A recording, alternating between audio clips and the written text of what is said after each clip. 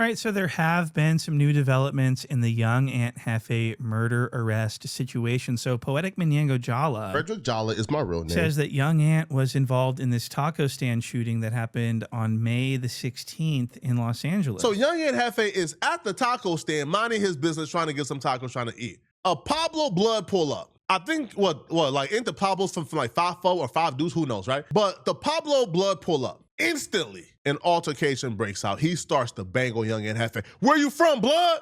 And Jefe, I'm from A-Tray Gangsta Crib. Cool. That should have been the end of it.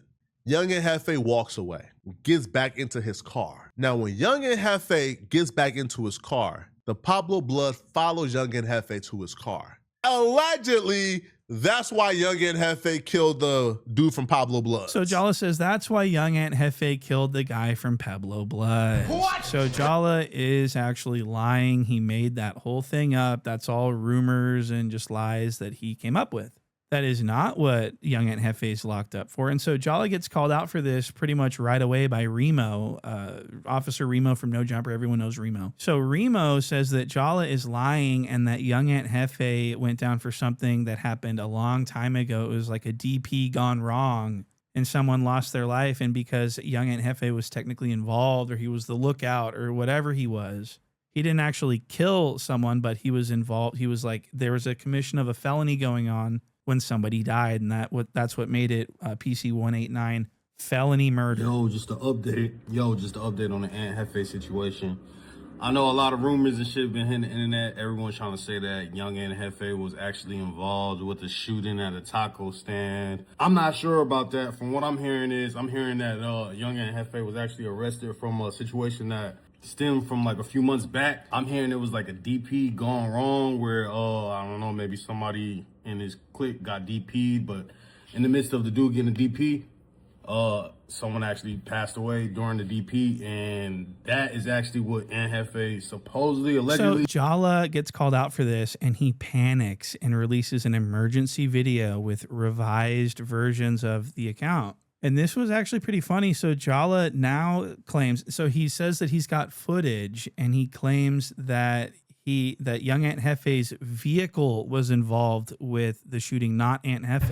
One of Aunt Jefe's vehicles may or may not have been at the scene when this took place. This car right here may or may not have been one of the vehicles that Aunt Jefe used to drive to No Jumper. But the driver of the vehicle never actually gets out the car. When the altercation play out between this group of people, somebody runs into the passenger side of one of Aunt Jefe's vehicles, allegedly, and they drove off. This right here is the gentleman that was shot and killed. Him right here. So what this Jala is telling us is that young Aunt Jefe is not seen in any of this footage of the shooting. So Jala made up the story about young Aunt Jefe getting banged on and then going to his car and retrieving a weapon and then shooting the guy. And then, so Jala made that whole thing up. Isn't that nice?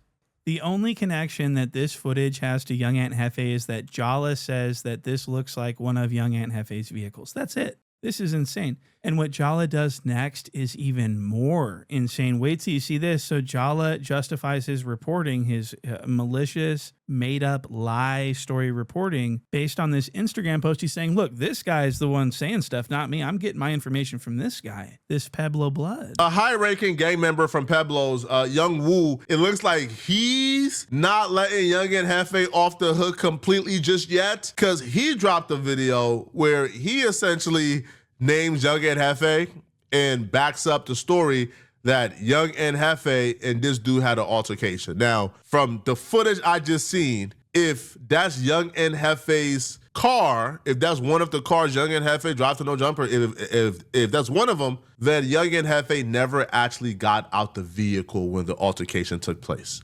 Pablo Bishops, rest in peace, my young homie, Lil Bandit, aka Bandino. But listen, man, the story has come out on what happened to him. So allegedly, at the time where he went to the taco stand to get him a burrito, young Aunt Jefe had just pulled up or was there already. He was standing in line. And when, you know, the homies seen him, because I'm not sure how many people was with the homie Lil Bandit, you know, they started pressing young Aunt Jefe, banging on him. I guess they wasn't aware that, you know, he from H.A. Gangsters. He also you know, that popular YouTube nigga.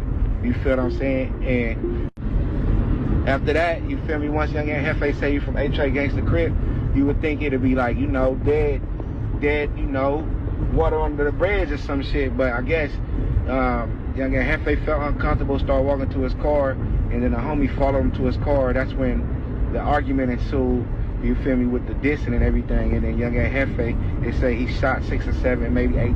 They still blaming Ant for that murder, apparently. But shout out to Remo, man. Okay, so that whole story that you just heard that guy tell us, this Pueblo Blood, that story came from Jallah's first video. What? He literally said it in his video. He said, this is coming from Jallah. The Pueblos on beef with the H.A. gangsters. It should have been kind of like, you know, left alone.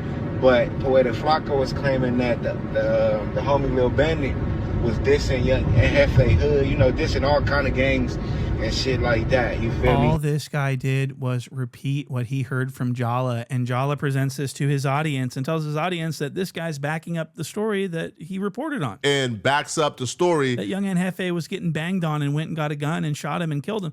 This is what Jallah is telling his audience, and he's saying this guy is a high-ranking blood member and he's backing up the story. So I mean, you just gotta understand what's going on. So Jallah literally blamed this unsolved murder on young Aunt Jefe or his car.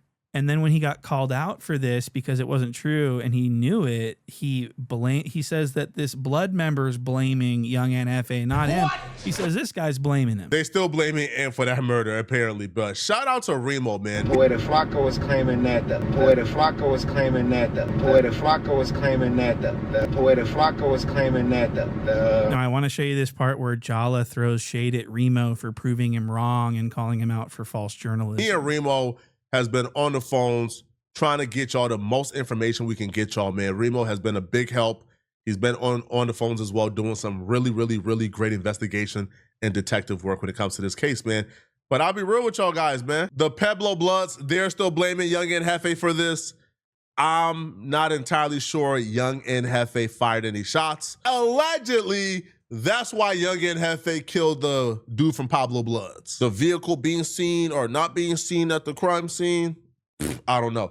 But that's why people thought Young and Jefe got picked up for that particular murder. They thought that he got picked up for that particular murder because Jala. What? Frederick Jala is my real name. Because Young and Jefe may or may not have been at the scene when the murder took place. But Young and Jefe was actually picked up, again, according to Young and Jefe's family. Now, if they're misleading us, they're misleading us. But Young and Jefe family said he got picked up for a conspiracy a couple of months ago involving a member of H-Tray dying.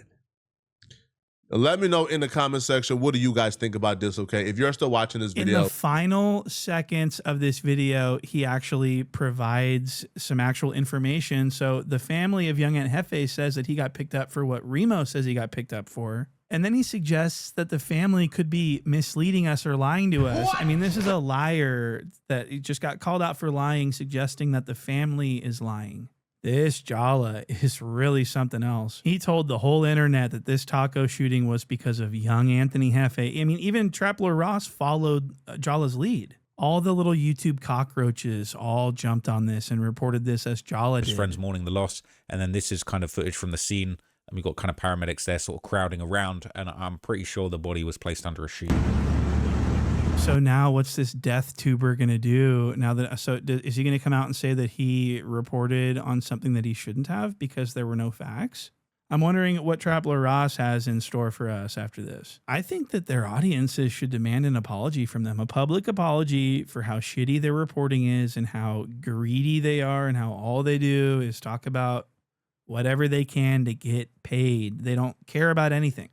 They're not interested in anything. They just want money. And so they're willing to spin a narrative about someone, the worst day of someone's life, and about someone who died.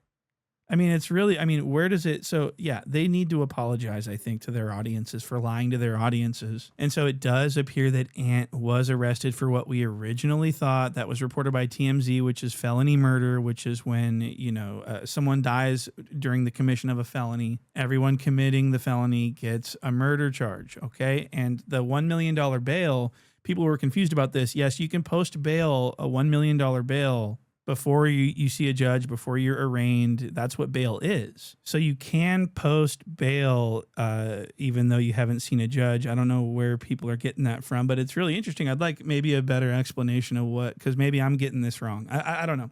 So this is the bail schedule for Los Angeles County. So you guys can read through and figure out why his bail was set to that. And if you want to learn about Jallah's scammer activity, check out this video and go give it a like and a comment for me, okay? So thank you guys for watching. I'll see you on the next one.